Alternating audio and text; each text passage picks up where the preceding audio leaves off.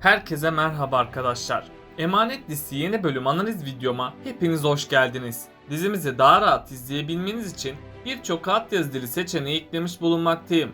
İstediğiniz altyazıyı videonun sağ altındaki ayarlar kısmından ulaşabilirsiniz. Lafı daha fazla uzatmadan analizimize geçelim. Seher ile Yaman sezon finali olmadan barışsın istiyorsanız ve İkbal'in hapse girmesini destekliyorsanız beğeni tuşuna basalım ve kaç kişi olduğumuzu görelim. İkbal'in başına neler gelecek? Yaman duygularını Seher'e açıklayacak mı? Yaman ve Seher aşkına hangi tehlikeler bekliyor? Ali tüm yaşadıklarını nasıl unutacak? İşte bütün sorularınıza cevap vereceğim arkadaşlar. Bu videoyu sonuna kadar izlemenizi tavsiye ederim. Emanet dizisinin yeni bölümünde İkbal'in kaçırılmasıyla herkes iyice telaşlanacak. Çünkü Yaman ve Seher İkbal'in başına bir şey gelmesini istemeyecekler. Bu yüzden Yaman İkbal'i bulabilmek için bütün imkanlarını seferber edecek. Ama Zuhal'in tuttuğu adamlar İkbal'i dövüp ona çeşitli eziyetler yaptılar. İkbal ilk başlarda kendisine bunu yapanların maksadını fark edemeyecek. Ama sonradan İkbal işin içinde Zuhal'in parmağının olduğunu fark edecek. Bunun üzerine İkbal ve Zuhal arasında bir savaş başlayacak. Tabi bu savaşın kazanan tarafı olmayacak.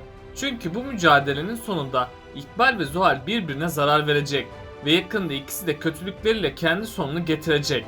Ayrıca Yaman bu süre içinde bir an önce İkbal'i kurtarmaya çalışacak. İlk zamanlar bu hiç kolay olmayacak ama sonradan Seher'in desteği sayesinde Yaman bazı ipuçlarına ulaşacak. Yaman bunlara ulaştığı gibi İkbal'in hayatını kurtaracak ama İkbal bir süreye kadar kendisine gelemeyecek. Çünkü İkbal'e yapılan eziyetler sonucu İkbal iyice sağlığını kaybedecek. Bu yüzden bir süreye kadar İkbal saf dışı kalacak. İkbal'in saf dışı kalmasıyla kötülük sırası Zuhal'e gelecek. Bu defa Zuhal Seher'e zarar vermek isteyecek. Bu yüzden Zuhal Seher hakkında hain planlar hazırlayacak. Eğer Seher dikkatli olmazsa onun da hayatı ciddi tehlikeye girecek. Her şeye rağmen Yaman Seher'e zarar gelmemesi için çabalayacak. Hatta Yaman her anında Seher'in yanında bulunup onu asla yalnız bırakmayacak. Bu yüzden Yaman Seher'e bir zarar gelmesine engel olacak. Bu olayların ardından Yaman Seher'e duygularını itiraf edecek. Seher de Yaman'ı sevdiği için ona bir şans daha verecek. Böylece sonunda Seher ve Yaman'ın sahte evliliği gerçeğe dönüşecek. Ama bu evliliğin bazı zorluklar daha beklemektedir. Çünkü diziye artık yeni oyuncuların dahil olma zamanı geldi. Ve bu kişilerin gelmesiyle herkesin hayatı farklılaşmaya başlayacak.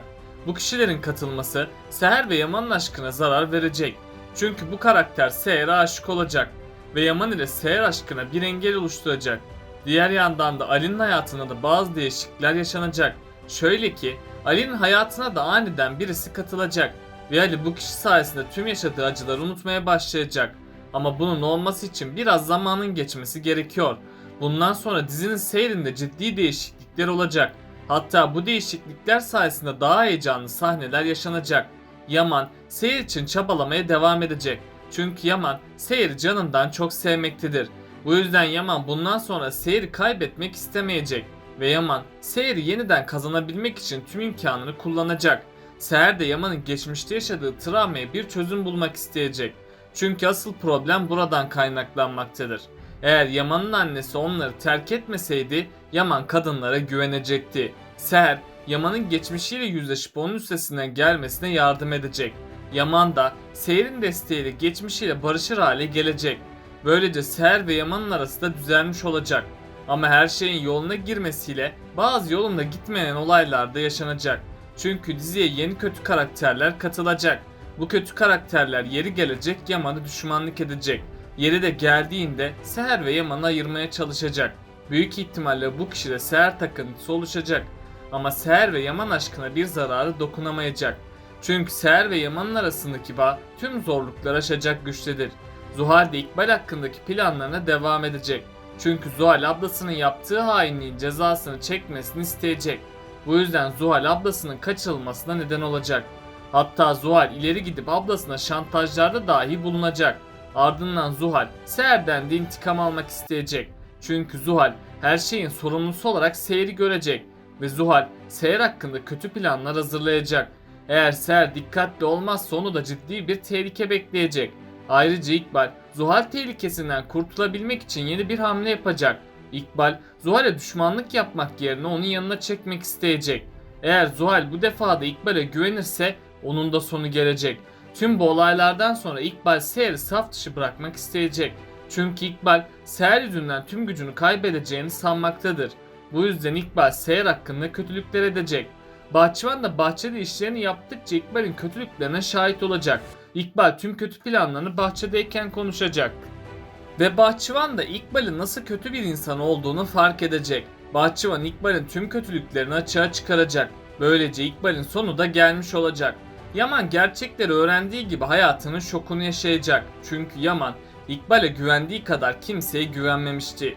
Yaman bunu hatırladıkça iyice sinirlenecek. Ve Yaman İkbal'in hainliklerinden dolayı ona en ağır bir ceza verecek. Ali hayatına devam edemez hale gelecek. Çünkü Ali her defasında Kiraz'ı hatırlayıp üzülecek. Ama sonradan Ali hata yaptığını fark edecek. Ve bu defa Ali hayatına yeni bir sayfa açacak. Tabi bu süreçte Ali'nin hayatına yeni birisi dahil olacak. Ali ilk zamanlarda bu kişiden uzak duracak. Ama sonradan Ali ile bu kişi arasında bir yakınlık başlayacak. Bu yüzden Ali her şeye rağmen bu kişiye şans tanıyacak. Böylece Ali Kiraz'ın vefatıyla duyduğu acıyı az da olsa unutacak. Eskiden Seher Yaman için mücadele etmekteydi. Ama şimdi de Yaman Seher için mücadele edecek. Bu mücadelenin sonunda Yaman Seher'in kırılan kalbini onaracak. Hatta Yaman Seher'in kalbini yeniden kazanacak. Yaman ardından Seher'e duygularını itiraf etmek isteyecek. Çünkü Yaman Kiraz ve Ali olayından ders çıkardı. Bu yüzden Yaman geç kalmadan Seher'e duygularını itiraf edecek. Seher de Yaman'ı sevdiği için ona bir şans tanıyacak. Bundan sonra Seher ve Yaman için yeni umutlar doğacak. Her şey güzel giderken ortaya bir sorun çıkacak. Çünkü Yaman Seher'i kaybetme korkusu yaşayacak. Yaman bu korkuyla baş edemez hale gelecek. Yaman'ın bu korkuyu yaşaması sevgisinin büyüklüğünden kaynaklanmaktadır. Ama Seher sayesinde Yaman bu korkunun da üstesinden gelecek. Yani tüm sorunların çözülmesiyle Seher ve Yaman birlikte mutlu olabilecek. Ama bir yandan da kötülükler tüm hızıyla devam edecek. Seher ve Yaman'ın arasındaki güçlü bağ tüm zorlukları aşacak güçtedir. Bu yüzden kimse Seher ve Yaman aşkına bir zarar veremeyecek. Zuhal de cezaevinde yaşadıklarından dolayı ablasını sorumlu görecek ve Zuhal ablasına tuzaklar kuracak. Çünkü Zuhal ablasının kendisine yaptığı hainliği unutmadı. Bu yüzden Zuhal bir süre kadar ablasına düşmanlıklar edecek. Ama sonradan İkbal Zuhal'e ciddi tekliflerde bulunacak. Zuhal de bu teklifleri kabul etmek zorunda kalacak. Yani İkbal sonunda yine Zuhal'i kandırmayı başaracak. Böylece İkbal ve Zuhal yeniden işbirliği yapacak. Yaman ve Seher dikkatli olmazsa hayatları ve aşkları tehlikede olacak. Bu yüzden Yaman'ın dikkatli olmasında fayda var. İkbal şimdilik kendi gücüne güvenmektedir. Ama İkbal gücüne de güvense elbette bir gün sonu gelecek. Çünkü İkbal'in yaptığı kötülükler bir gün gelip onu bulacak. İşte zamanı geldiğinde İkbal'in yanında kayda değer hiçbir şey kalmayacak. Bu yüzden İkbal acı bir son bekleyecek. Ali, Kiraz'ı kaybetmenin acısına dayanamaz hale gelecek. Çünkü Ali Kiraz ile geçirdiği günleri hatırlayacak. Ve Ali bunları hatırladıkça daha fazla üzülmeye başlayacak. Sultan Ala da Ali'nin perişan halini gördükçe iyice üzülecek. Peki sizce İkbal yaptığı kötülüklerin cezasını çekecek mi? Aşağıda yorumlarınızı bekliyor olacağım. Böylelikle bu bölümümüzün de sonuna gelmiş bulunmaktayız arkadaşlar. Beni desteklemek için yorum atmayı, videomu beğenmeyi ve kanalıma abone olmayı unutmayın arkadaşlar. Kendinize çok iyi bakın. Hoşça kalın.